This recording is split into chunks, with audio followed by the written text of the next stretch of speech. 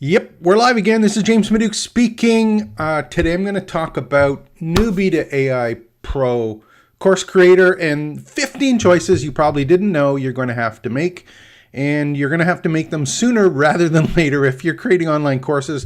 And more importantly, you're using AI tools like ChatGPT and Claude to actually build out all your course content.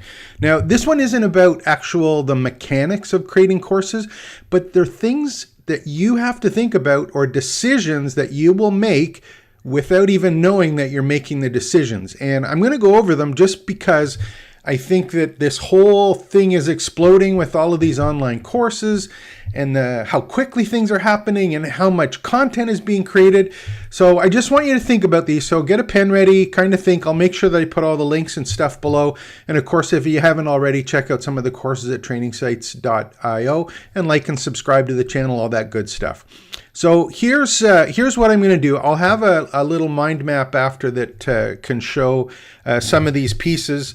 So you will have them to look at. The big picture here at the end of the day is that I'm assuming that unless your head is in the sand, you are going to be using AI tools like ChatGPT and Claude to create some part of your course. The future's here. It's not changing. You're stuck either, getting left behind or taking advantage of it. And here's the very, very first thing is the content. You can whip up stuff as quickly as you need to in terms of content for your courses. That's a given. And learning some of the prompts that we talk about, whether they be the 4 styles that I mentioned in one of the earlier videos, but learning how to do these prompts, learning how to generate content, that is a ton of content and it can be done easily by everyone.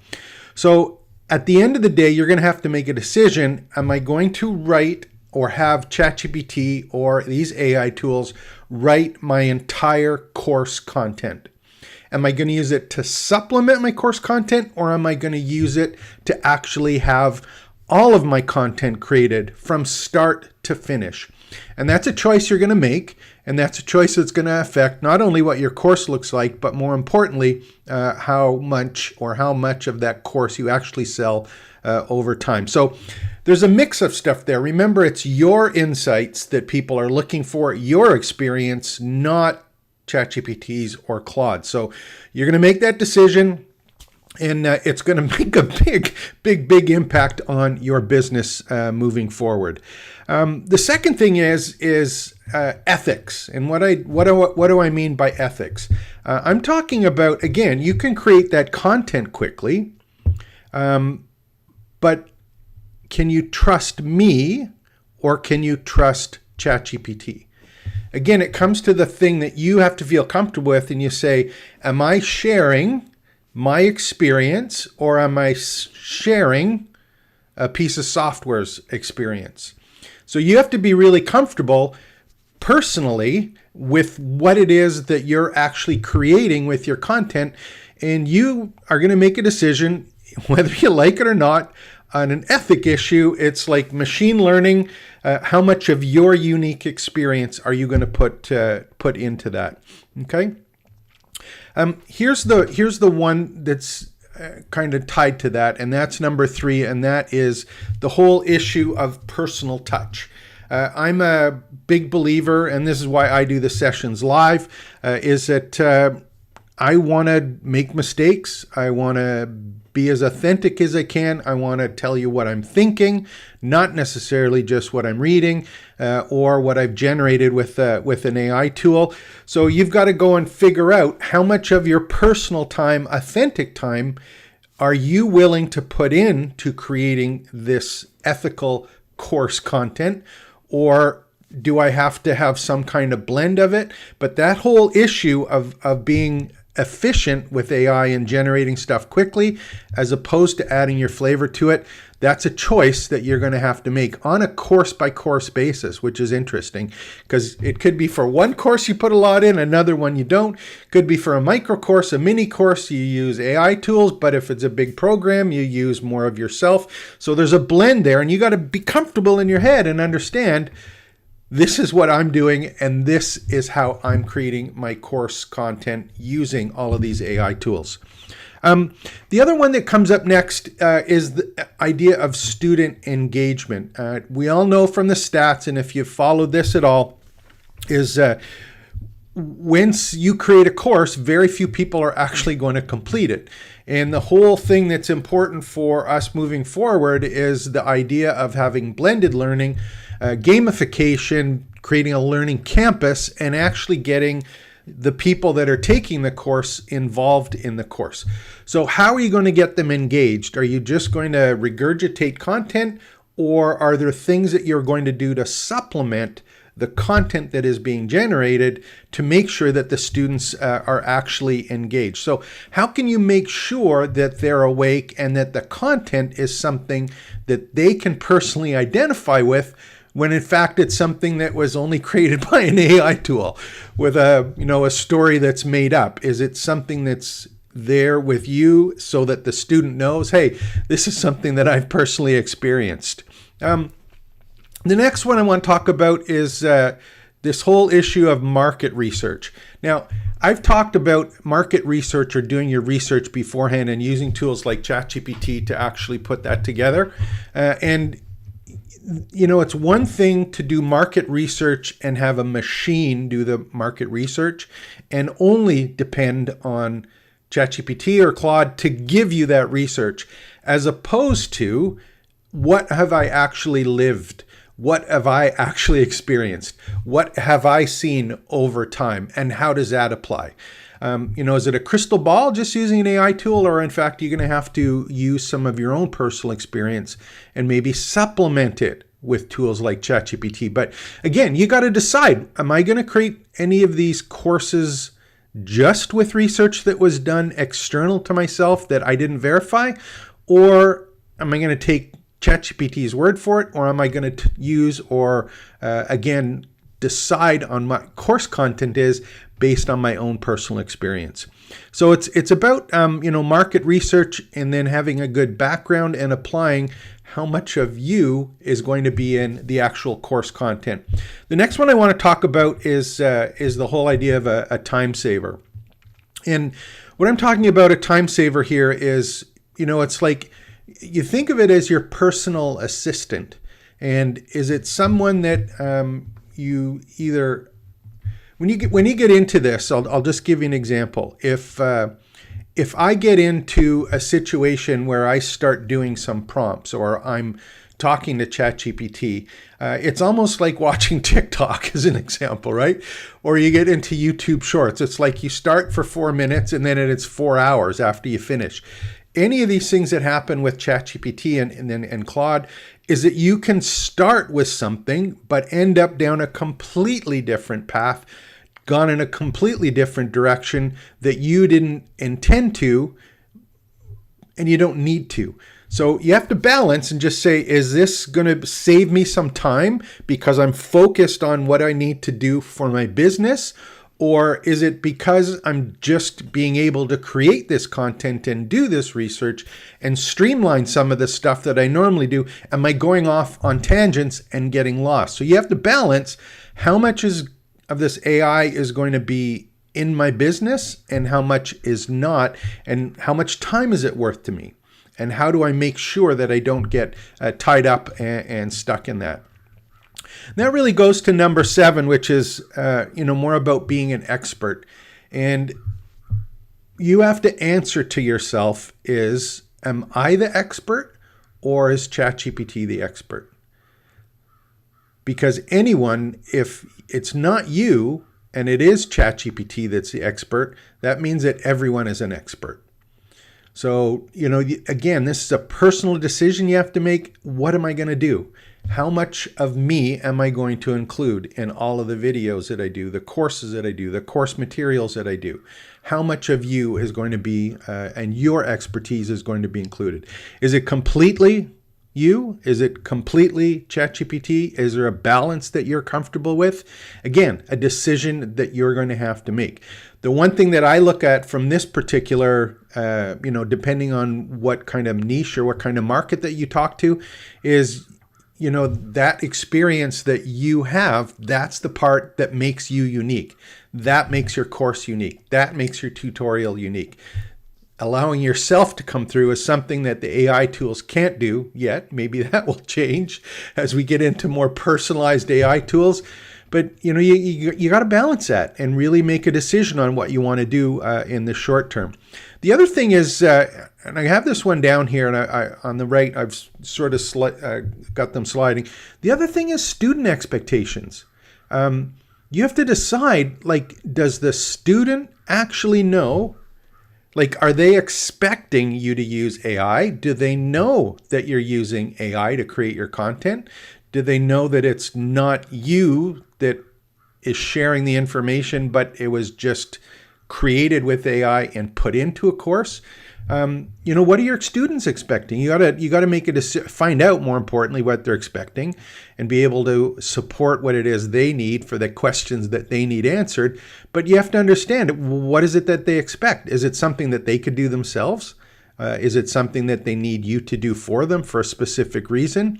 Are you the only one with the answer? Are you the only one that can make the prompt that gets it packaged in a way that makes sense?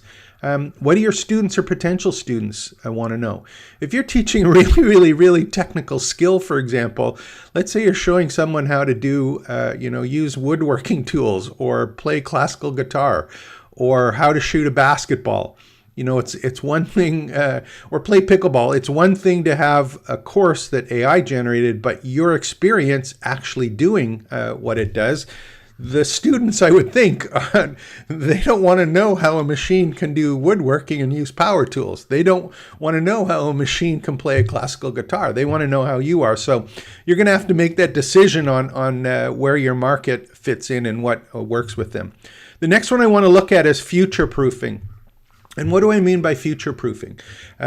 If you create a course today or courses today, and it is generated by an AI tool, and you have to look at it and say, how much of my course content that I'm creating, the course that I'm creating, how much is that actually going to be worthwhile down the road? Now, why am I saying that? If you are creating online courses, if you're creating a learning campus or a learning environment, you can create courses quickly, yes, but is it courses? Is it part of a program? Is it part of a bigger picture? Is it something that you want to sell as an evergreen product or something that's going to sell in 2 months from now, 6 months from now, a year from now, 2 years from now?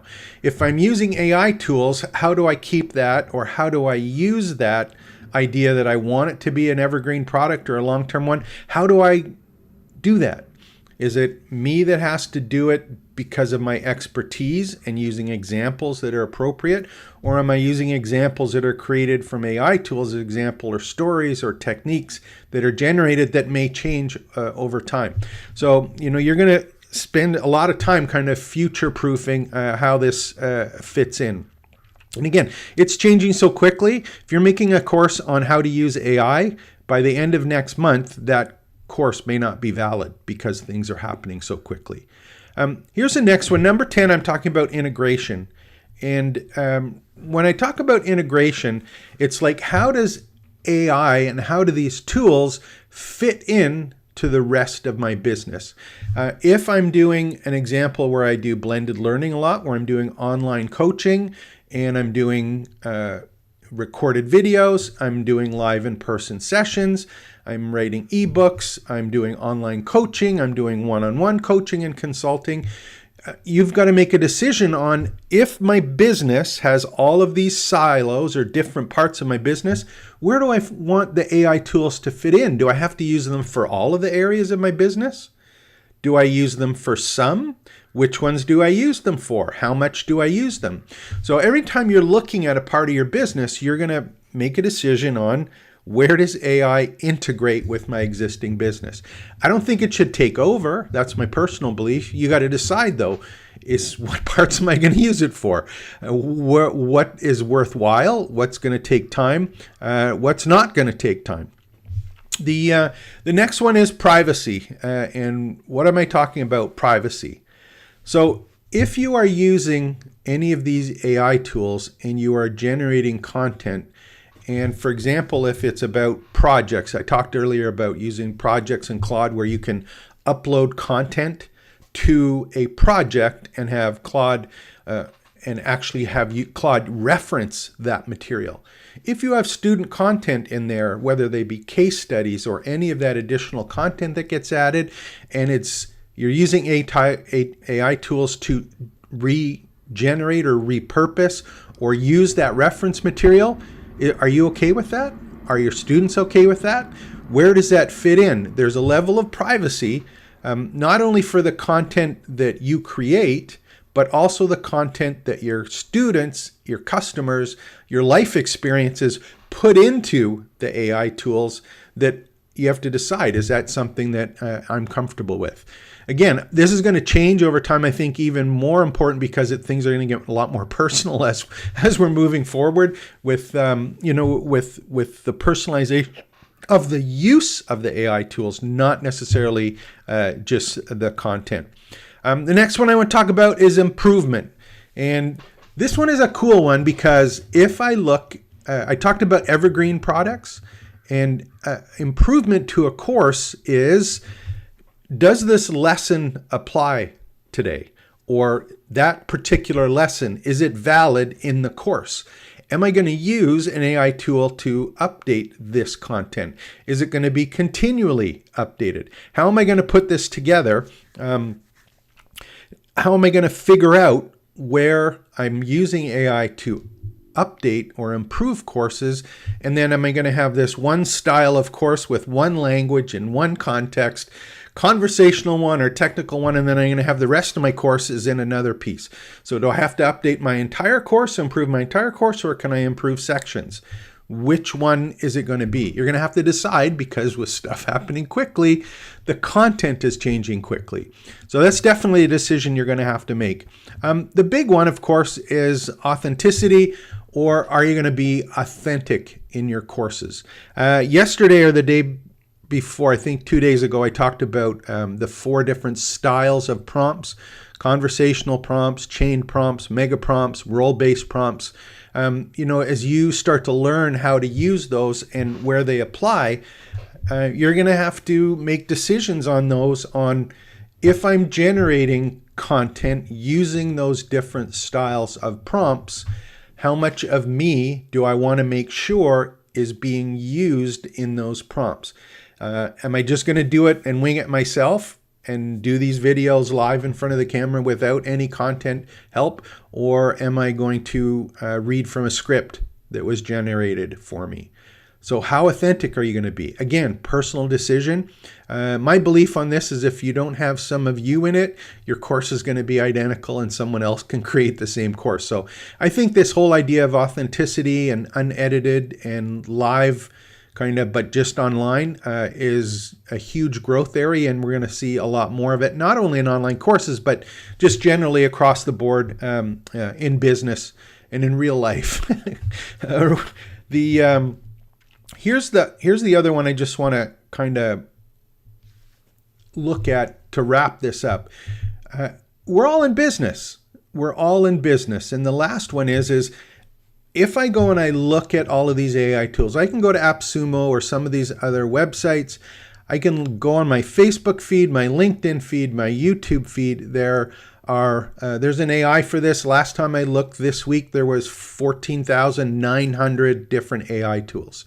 So when you're looking at AI tools other than ChatGPT and or Claude, which are $25 a month, for example, for the paid version. So if you spend $50 a month, but then you start going out and you start buying all of these other tools for doing different kind of pieces of your business, you got to say to yourself, how much do I invest my business in these AI tools?